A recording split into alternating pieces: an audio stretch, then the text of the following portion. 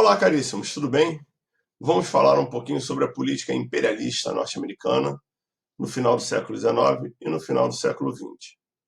Vamos começar abordando essa imagem, que é a imagem intitulada The Big Stick in the Caribbean Sea, né? O grande porrete no mar do Caribe, mostrando aí o presidente da época dos Estados Unidos, Theodore Roosevelt, segurando um Big Stick, enfileirando uma série de navios, cada um com uma, uma, um nome, né? Coletor de débitos, o xerife e por aí vai, controlando essas nações do Mar do Caribe: Santo Domingo, Cuba, México, Panamá, Venezuela. Essa política construída pelo presidente Theodore Roosevelt dizia o seguinte: fale suavemente, mas tenha em mãos um grande porrete para controlar essas nações. Essa ideia, para a gente entender essa política, a gente tem que retornar um pouquinho para o final da Guerra da Secessão, a Guerra Civil Norte-Americana, ocorrida entre 1860 e 1865, uma guerra fratricida que vai levar, a partir dela, à própria unificação dos Estados Unidos, além de um fortalecimento da indústria norte-americana, impulsionada pelo protecionismo governamental e pelo desenvolvimento tecnológico que vai surgir na guerra. Os capitalistas eles acabam se associando, evitando a concorrência entre eles e travando a concorrência externa, fixando os custos de produção num valor baixo, controlando os preços e controlando os lucros. Essa associação de capitalistas vão formar os trustes.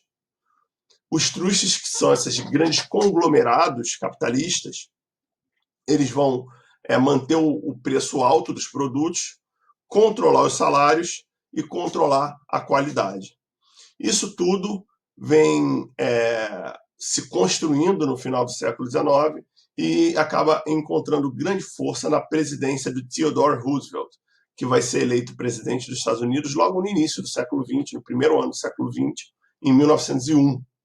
E vai ficar na presidência mais ou menos até 1909. Nesse período, ele vai criar o Corolário Roosevelt, uma política segundo a qual os Estados Unidos e a América Latina tinham os mesmos interesses. E por eles terem os mesmos interesses, eles deveriam cooperar para o desenvolvimento comum. Bom, na fala parece muito interessante, mas não foi bem assim. A aplicação dessa política, desse corolário, ficou conhecida como Big Stick, né?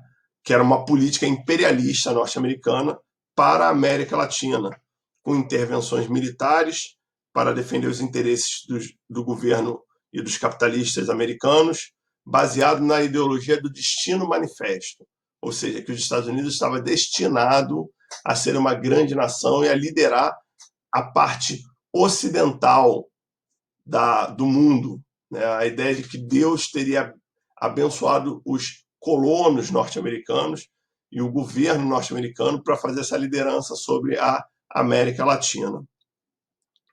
E trazia também essa ideia de que os Estados Unidos seriam um grande líder de uma missão civilizadora, que iria civilizar e reorganizar esses países. E os países que efetivamente mais sofreram foram esses países do Mar do Caribe, onde eles sofreram grandes intervenções que mudavam efetivamente o governo dos lugares e criavam governos fantoches controlados pelos Estados Unidos, né? Não é à toa que os Estados Unidos, até hoje, Porto Rico é um protetorado norte-americano, um território norte-americano. Não é à toa que a bandeira de alguns países da América Central, inclusive de Cuba, ela tem a questão da estrela, são bandeiras que se assemelham até a bandeira norte-americana, às vezes até em cores, né? Então, minimamente, 3 países vão sofrer intervenções. 3 países da América Central vão sofrer intervenções diretas dos Estados Unidos.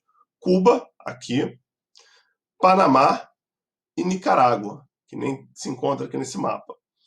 Cuba, que era a ex-colônia espanhola, que se tornou independente em 1898,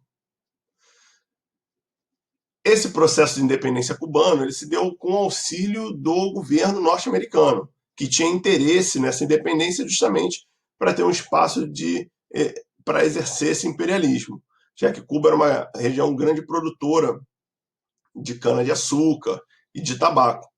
Após a independência de Cuba, o governo norte-americano exigiu que Cuba fosse anexada, exigiu que Cuba fosse controlada praticamente pelos Estados Unidos.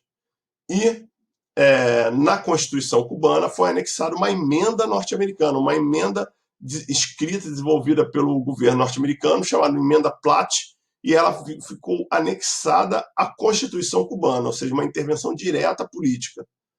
E essa emenda estabelecia o direito dos Estados Unidos de intervir na ilha sempre que os interesses norte-americanos fossem ameaçados. E isso vai perdurar até 1959, quando vai haver a Revolução Cubana, liderada por Fidel Castro, que vai mudar completamente o regime da ilha. Mas a Cuba vai ficar pelo menos 60 anos, mais de 60 anos, 70, 80 anos quase, sobre o controle, sobre a intervenção norte-americana. O Panamá também era um antigo território colombiano, onde os norte-americanos pretendiam construir um canal ligando o Atlântico ao Pacífico. Só que para isso eles precisavam estimular a independência do Panamá. E é o que eles vão fazer. A partir do século XIX, eles vão incentivar a luta pela emancipação política da região, que eles vão se emancipar, e em troca eles vão receber a propriedade perpétua de toda a área que vai ser a construção do Canal do Panamá, que foi construído pelos Estados Unidos e que os Estados Unidos tinham controle do canal até meados dos anos de 1990, ou seja, quase 100 anos de controle dessa região, quando eles vão devolver esse canal para o Panamá. O canal ele era muito importante porque ele encurtava o trajeto dos navios para a costa oeste. Eles, em vez de eles tinham que dar a volta na América, lá no sul da América do Sul, e depois subir, eles vão passar agora pelo canal, que é uma distância bem mais curta, um espaço bem menor. Até hoje o canal é muito usado, inclusive estão se construindo um segundo canal do Panamá por causa do fluxo de comércio.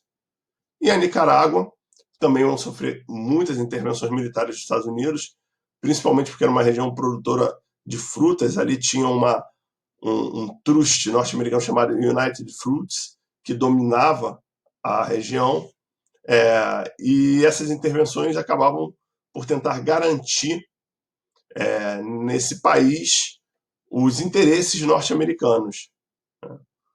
Além disso, em 1914, os Estados Unidos ainda vão ocupar o Haiti, também com a ideia de garantir os interesses norte-americanos. Então, essa política do Big Stick vai ser muito forte em toda a região da América Latina, principalmente da América Central. E, inclusive, vai ter um braço na África, com a criação de um país chamado Libéria, onde seria um país que eles enviariam os antigos escravos norte-americanos de volta para a África, né? Como se isso fosse possível, ele reconstruir os laços dele lá, né? É um país até hoje com muita influência norte-americana, inclusive na bandeira também. É um país que carrega essa influência norte-americana, né? E além na língua, né? Que fala inglês. Um abraço, fiquem bem.